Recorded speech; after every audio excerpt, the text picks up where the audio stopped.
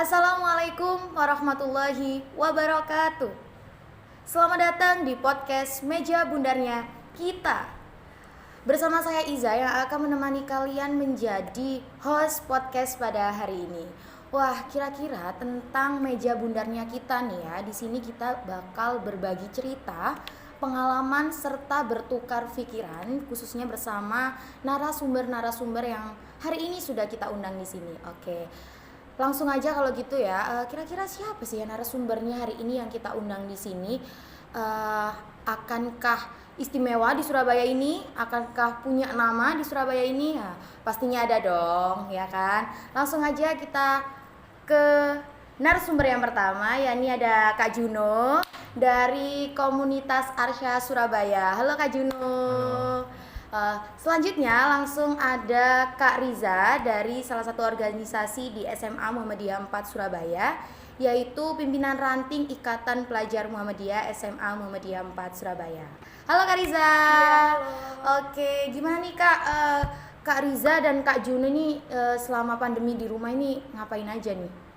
Ini saya dulu ya. Iya, oke, siap. Jadi selama pandemi kegiatan aktif, kegiatan sosial, Oke. terus kuliah, Uh-uh. terus sambil ada objek-objek buat kerja gitu, freelance gitu. Oke, Sama teman.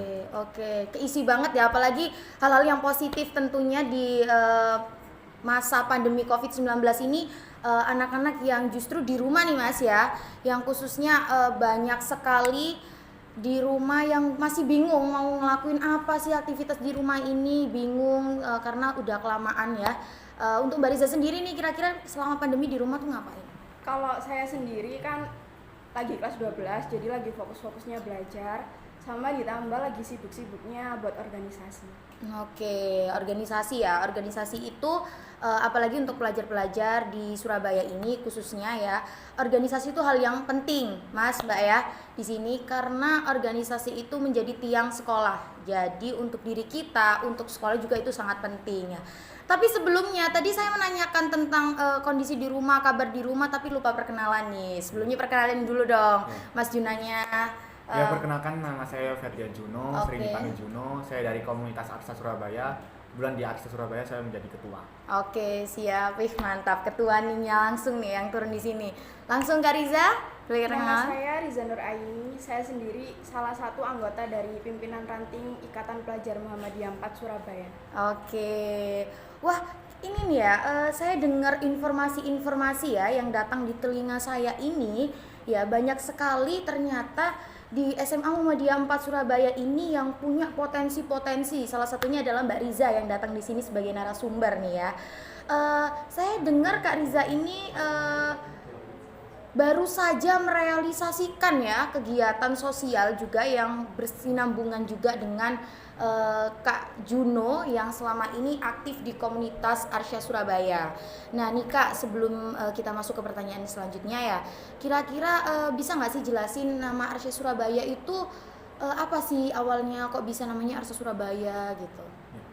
Ya, sebelumnya kami dari komunitas Arsya Surabaya itu adalah sebuah naungan dari Yayasan CT Arsya Foundation yang pemiliknya itu Bapak Koirul Tanjung sama Ibu Anita Ratnasari Tanjung.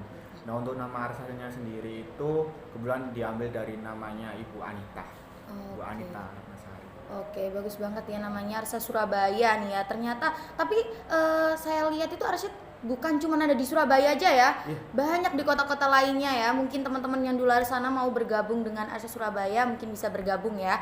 Oke, langsung aja kalau gitu kita menuju ke pertanyaan ya. Untuk Mas Juno dulu, pertanyaannya yang pertama, apa sih yang membuat Kak Juno itu memilih untuk mendirikan dan berperan aktif dalam komunitas Arsya Surabaya? Sebenarnya saya dulu pernah membuat sebuah komunitas nih Kak ya. Tapi bukan sistem naungan. Dari situ saya pernah bikin sebuah komunitas tahun 2016 itu saya masih duduk di SMA kelas 1. Itu saya kepikiran untuk mendirikan sebuah komunitas sosial yang dimana peran-peran anak muda, anak pelajar ini supaya tidak hanya untuk main-main sos atau yang tidak berguna main games gitu, tapi gimana peran anak pelajar Surabaya ini supaya bisa aktif dalam kegiatan sosial. Akhirnya saya mendirikan sebuah komunitas Misko. Di situ saya 4 tahun 3 tahun itu mendirikan sebuah komunitas yang bukan naungan itu sangat susah. Akhirnya kita mikir gimana caranya kita bikin sebuah komunitas yang benar-benar terarah dan tertuju. Akhirnya saya dikasih tahu teman saya yaitu dari Semarang itu ada sebuah komunitas, yaitu sebuah komunitas naungan namanya Komunitas Arsa. Kebetulan di kota Surabaya itu belum ada, Kak. Jadi di kota-kota lain itu udah ada. Jadi ada sekitar 20 regional, Arsa Surabaya sendiri itu nomor 20. Jadi saya berpikiran untuk wah, kota Surabaya nih kok nggak ada komunitas Arsa kayak gitu. Sama-sama di kegiatan sosial, akhirnya saya berkepinginan untuk membuat sebuah komunitas gitu. Tapi saya juga berpikiran untuk membuat sebuah komunitas itu tidak hanya hanya membuat saja, tapi kayak perlunya kita SDM-nya, uangnya dari mana gitu. Akhirnya saya berpikiran untuk mengajak teman saya. Pertama itu dari lingkungan saya, dari lingkungan SMK, situ langsung SMP. Situ saya punya temen di event sosial juga, saya ajak, akhirnya berdirilah komunitas Arsa. Jadi untuk pendiri pertama itu sekitar 15 orang. Oke. Dari teman ke teman kayak gitu. Berarti lumayan banyak ya, 15 orang yang mendirikan Arsya itu Surabaya, jadi menjadi salah satu lokasi di mana yang dipilih Mas Juno sendiri ini untuk mendirikan Arsya Surabaya. Apalagi di Surabaya ini kosong ya, nggak ada komunitas Arsya Surabaya, makanya peluang itu diambil nih sama Mas Juno. Wah, luar biasa nih Mas Juno. Kira-kira nih ya, selama masa pandemi ini dalam keadaan COVID-19 ini, apa komunitas Arsya Surabaya masih tetap aktif serta turun ke lapangan untuk tugas sosial? Sebelumnya saya ceritakan awal berdirinya itu 24 November 2019. Itu masih baru 1 tahun yang lalu, Kak. Jadi kita itu awal kegiatan itu kita di daerah Surabaya itu ngadain dalam memperingati Hari Ibu. Saya di situ sama teman-teman pingin membuat sebuah kegiatan yang bentuknya literasi ke anak-anak. Karena tujuan kita itu memutus mata rantai kemiskinan dengan cara mengajari adik-adik untuk berpendidikan, khususnya adik-adik marginal. Kayak misalnya anak-anak yang terlantar, habis itu anak-anak yang bahasanya kayak tidak teramut itu kayak dibiarin sama orang tuanya. Iya, gitu. oke, paham. Sebenarnya kita buat sebuah literasi di situ memperingati hari itu. Terus kita Januari kita bikin kegiatan di pelosok di daerah Gresik karena sesuai dengan visi misi kita memutus mata rantai kemiskinan di daerah perdesaan. Jadi kita waktu itu belum ada oprek, itu masih 15 orang.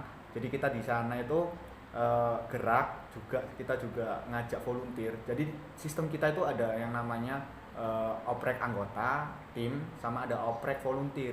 Jadi kita kalau kegiatan itu ada volunteer, jadi kita melibatkan orang luar. Jadi kita waktu itu Februari itu kita bikin sebuah event di Gresik, tepatnya di SDN Betoyo Guci, itu SDN-nya pelosok. Jadi kita di sana itu menerapkan kegiatan Aku Sehat. Jadi untuk kegiatan Aku Sehat ini itu kita mengajarkan tentang kesehatan, Kak. Jadi untuk di sana itu kita gosok gigi ke adik-adik, sama kita cuci tangan yang benar. Terus kita mengajak main games gitu, membahagiakan mereka semuanya. Jadi di situ kita berkegiatan. Alhamdulillah kita melibatkan 25 volunteer itu dari berbagai macam masyarakat ya. Ada yang mahasiswa, ada yang pekerja, ada yang kalau SMA enggak ada ya. Kalau SMA masih belum ada. Jadi masih pelajar sama orang pekerja. Jadi di situ kita kolaborasi gimana caranya kita bisa berkegiatan di sana supaya lancar gitu. Terus untuk aktifnya di Arsa ini sebenarnya Februari itu terus Maret pertengahan Covid datang nih, Kak.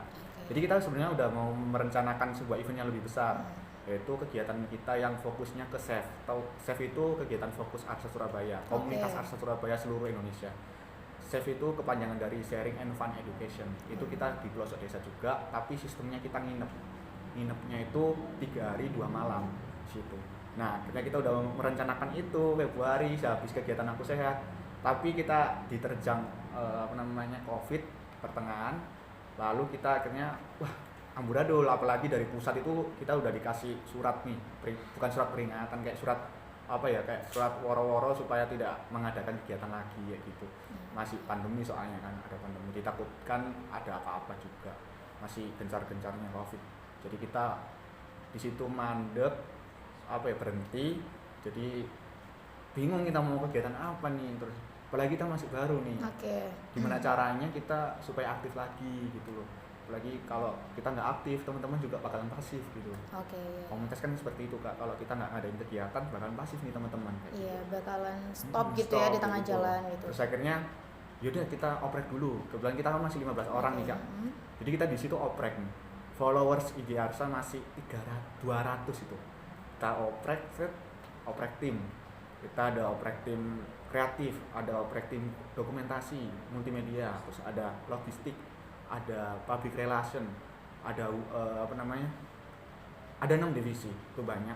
Terus kita di situ oprek, alhamdulillah peminatnya banyak. Jadi peminatnya itu 100 orang dari seluruh Jawa Timur ya. Ada yang dari Mojokerto, ada yang dari Nganjuk juga gitu.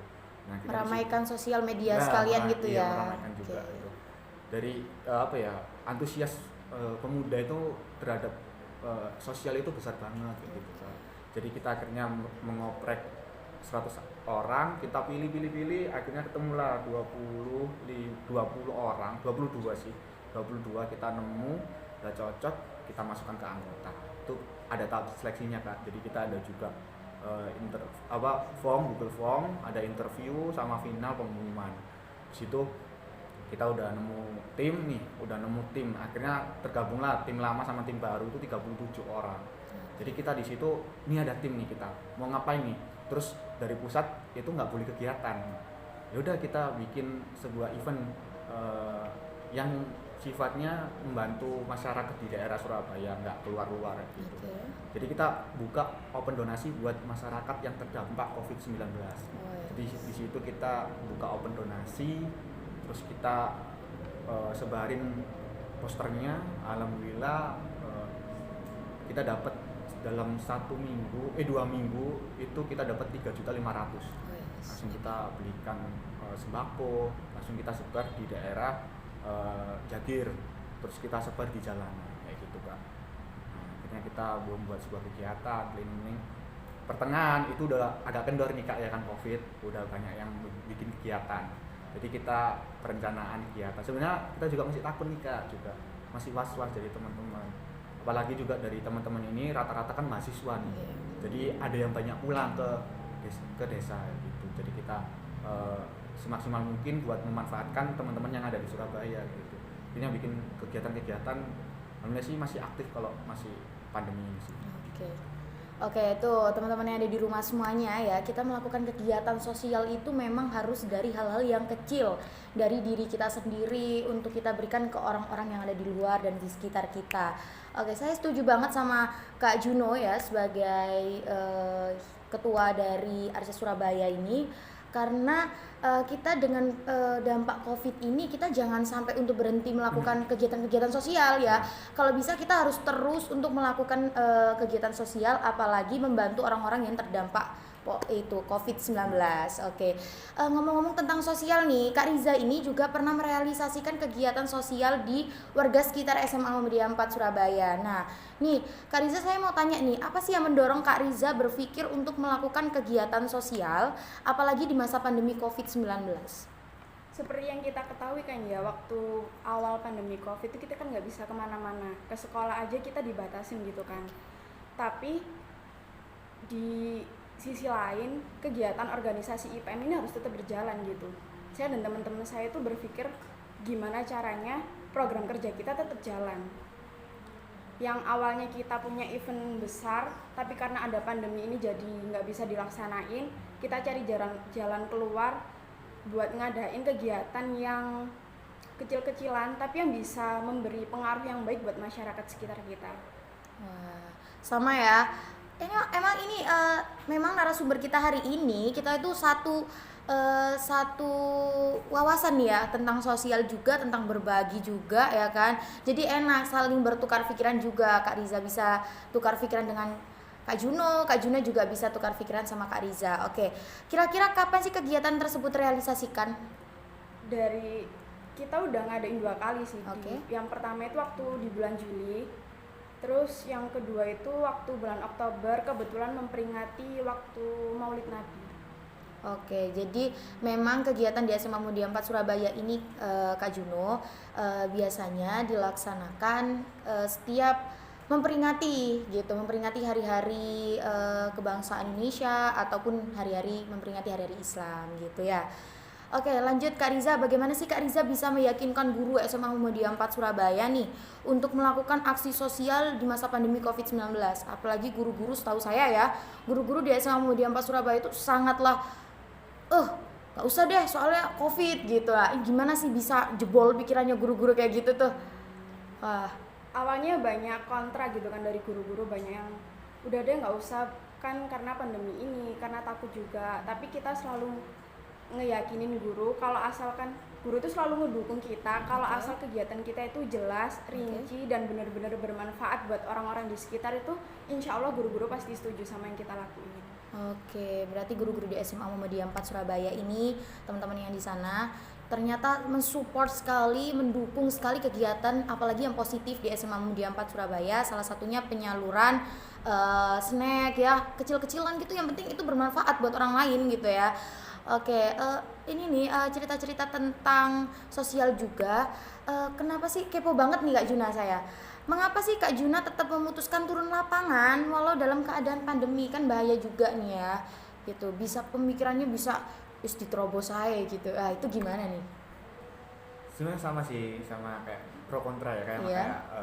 kakak ini. Kak Riza. Kak Iza itu ya ada larangan juga dari orang tua anggota kami juga, orang tua saya juga.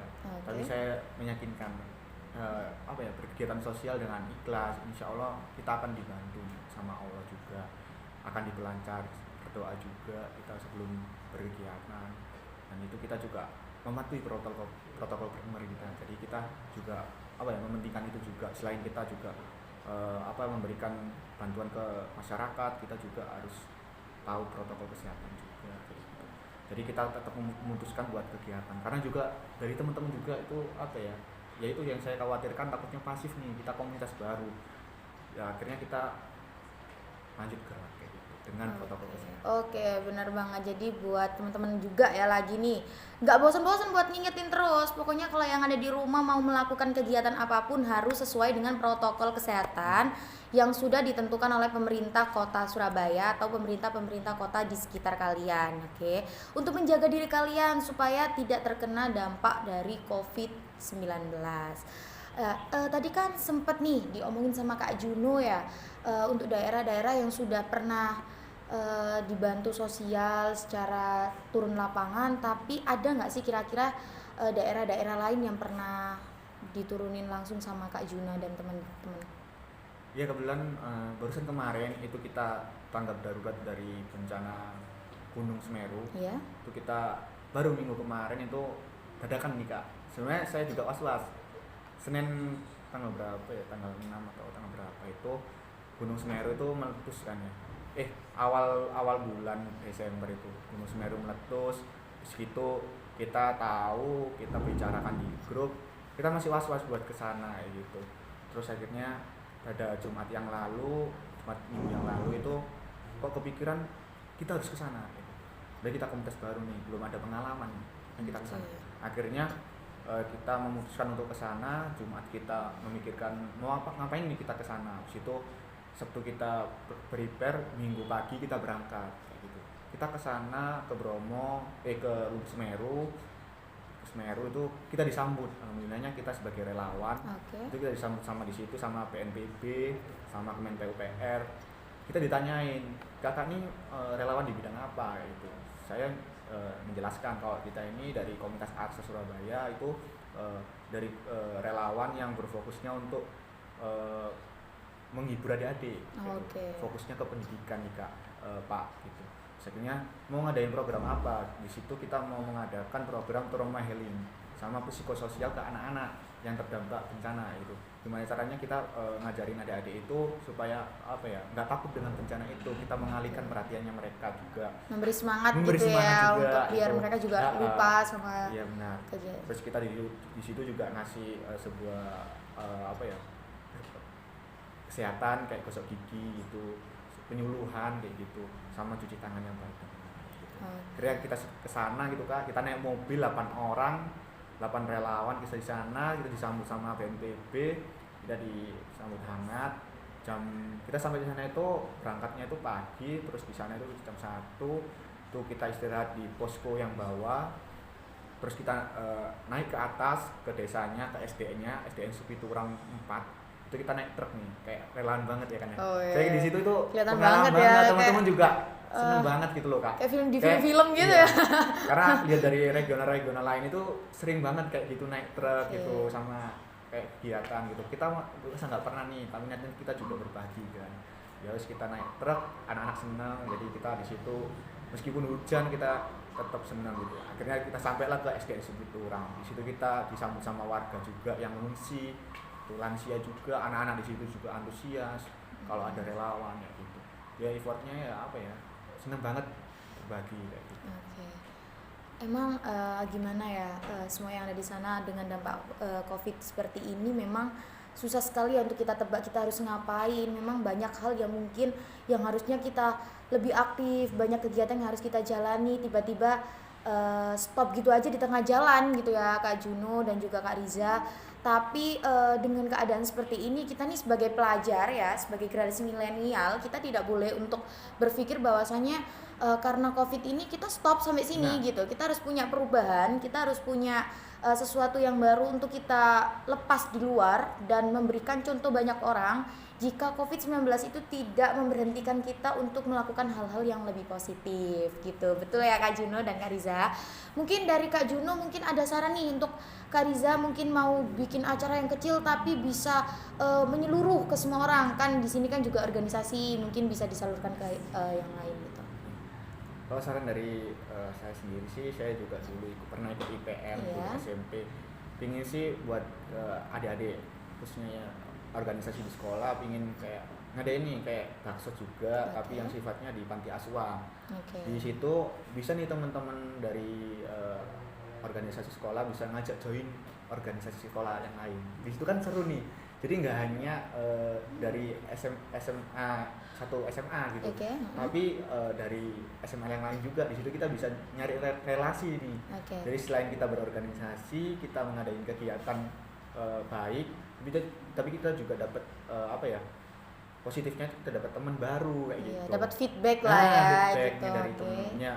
Inginnya sih dari teman-teman pelajar pingin kayak join-join gitulah. Pokoknya kalau join-join kolaborasi lah ya, yang namanya sekarang itu keren banget tuh.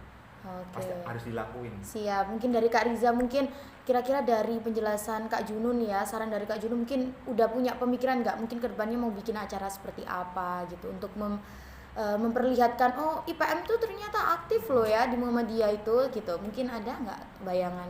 Ya mungkin tuh kedepannya buat temen-temen bisa yang seperti sarannya Kak Juno, Iya. bisa buat ngadain sesuatu, ngadain kegiatan, tapi yang bisa nggak hanya dari satu sekolah tapi dari teman-teman lainnya juga. Oke, terima kasih Kak Juno ya, Kak Riza. Untuk sebelum mengakhiri podcast pada sore hari ini, boleh dong kasih sedikit pesan motivasi untuk teman-teman yang ada di rumah semuanya.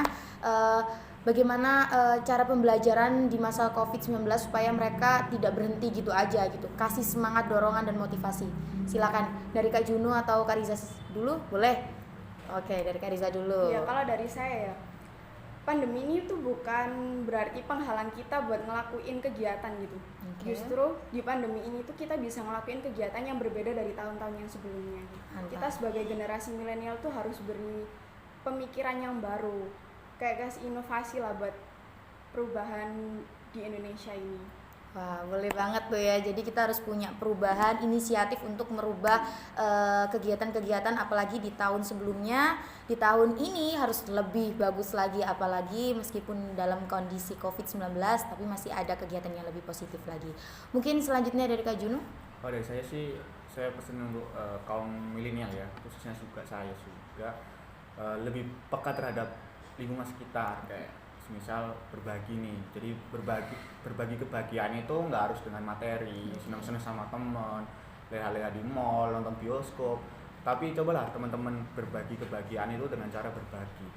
berbagi dengan cara apapun itu dapat impactnya itu lebih baik, lebih mengetahui oh ternyata masih ada nih orang-orang yang membutuhkan, orang-orang yang masih perlu bantuan kita. Jadi sering-seringlah bersyukur kayak gitu, jangan pernah mengeluh terhadap suatu persoalan kayak covid ini. Aku ngeluh nggak bisa sekolah dan lain-lain, aku nang omahe gitu main game dan lain-lain. Padahal loh teman-teman lihat nih, ada nih orang anak-anak yang nggak mampu itu kerja sambil belajar. Coba teman-teman lihat di media sosial banyak kok kayak gitu. Oke, tuh untuk dari Kak Juno sendiri, kebahagiaan yang kita berikan kepada orang lain itu tidak harus melalui hal-hal yang besar, melalui hal-hal sederhana pun juga bisa kita lakukan. Jadi untuk teman-teman yang di sana melakukan kebahagiaan untuk orang lain itu bukanlah suatu hal yang berat untuk kita lakukan. Jadi perbanyak untuk melakukan sesuatu hal yang positif, apalagi sosial yang di Indonesia ini marak sekali kan. Di sosial itu minus banget kan, banyak sekali yang di daerah-daerah tertentu tidak banyak dibantu. Makanya di warga Surabaya atau Gresik nih, salah satunya di Jawa Timur ini, bersyukurlah karena masih ada komunitas-komunitas yang masih peduli lingkungan, peduli sosial, dan juga masih respect terhadap masa pandemi COVID-19 ini. Oke, terima kasih ya Kak Juno, Kak Riza sudah ada di podcast kali ini, sudah berani untuk bertukar pikiran, berbagi dan bercerita serta berpendapat bersama saya.